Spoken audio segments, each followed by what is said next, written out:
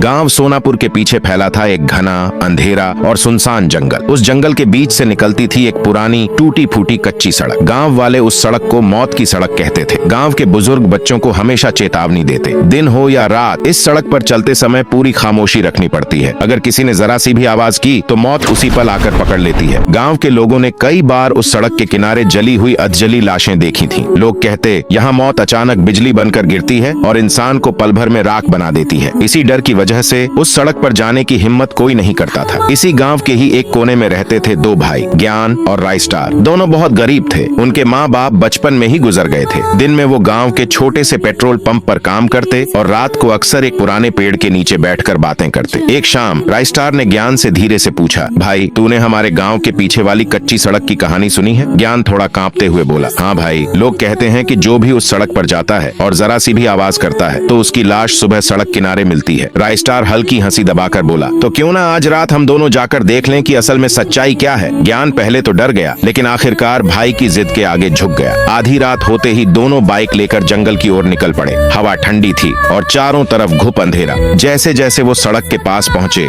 एक अजीब सा सन्नाटा छा गया। दोनों ने बाइक किनारे खड़ी की और धीरे धीरे सड़क पर चलने लगे। थोड़ी ही दूर जाने पर उन्हें एक आदमी दिखा जो अपनी गाड़ी धकेल रहा था। राइस्टार ने आवाज लगाई, अरे सुनो, क्या कर रहे हो? वो आदमी चुपचाप खड़ा हो गया, धीरे से सिर घुमाकर उनकी ओर देखा और बिना कुछ बोले गाड़ी धकेलने लगा। अचानक उसके हाथ से गाड़ी का हॉर्न बज गया। आवाज पूरे जंगल में गूंज उठी। बस तभी आसमान में कड़कती बिजली चमकी और सीधी उस आदमी पर गिर पड़ी। पल भर में वो जलकर राख हो गया। ज्ञान और राइस्टार यह सब देख दंग रह गए। उनकी रूह कांप उठी। दोनों डर के मारे भाग खड़े हुए। अगले दिन शाम को पेट्रोल पंप बंद करने के बाद राइस्टार बोला, भाई कल रात जो हमने देखा वो क्या था? ज्ञान कांपती आवाज में बोला, यही तो मौत का तांडव है, इसीलिए लोग उस सड़क पर नहीं जाते। लेकिन राइस्टार का दिल मानने को तैयार नहीं था। उसने जिद की, नहीं भाई, वहाँ जरूर कोई राज छुपा है। आज रात हमें फिर से जाना होगा। इस बार ज्ञान ने भी हिम्मत जुटाई और हामी भर दी। मौत से आमना सामना रात के सन्नाटे में दोनों फिर से उसी सड़क पर पहुंचे। बाइक को बीच रास्ते में खड़ा किया और दोनों अलग अलग कोनों में छिप गए। थोड़ी देर बाद राइस्टार ने बाइक को जोरदार धमाके से फोड़ दिया। विस्फोट की आवाज से पूरा जंगल कांप उठा। जैसे ही आवाज गूंजी, आसमान से बिजली कड़की और धुएं आग के बीच से एक अजीब प्राणी प्रकट हुआ। उसका सिर खरगोश जैसा, आंखें लाल और अंगारे जैसी जलती हुई। वो दहाड़ते हुए चिल्लाया, किसने मेरी नींद तोड़ी? मैं उसे जिंदा नहीं छोड़ूंगा। ज्ञान डरते हुए भी हिम्मत जुटाकर बोला,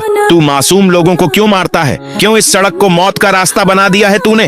वो प्राणी गुर्राया, जो भी आवाज करता है वो मेरी नींद तोड़ देता है और मैं उसे मौत का शिकार बना देता हूँ। ये कहते ही वो ज्ञान पर झपटने ही वाला था कि पीछे से राइस्टार आया और एक ही बार में उसे मार दिया।